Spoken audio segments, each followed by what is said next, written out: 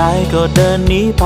ไกลผู้คนที่วุ่นวายหากเหนื่อยกายก็ลองพักลงตรงที่ใจมันผ่อนคลายหากวันนี้ชีวิตที่ฝัน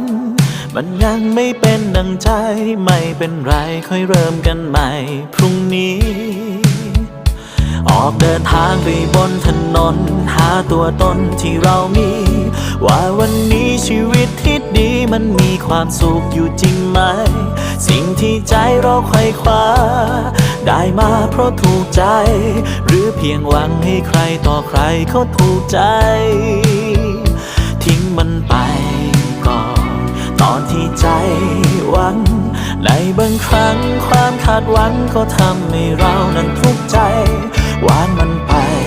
ก่อนตอนที่ใจทุกข์สุขที่แท้อาจไม่มีแม้สิ่งใด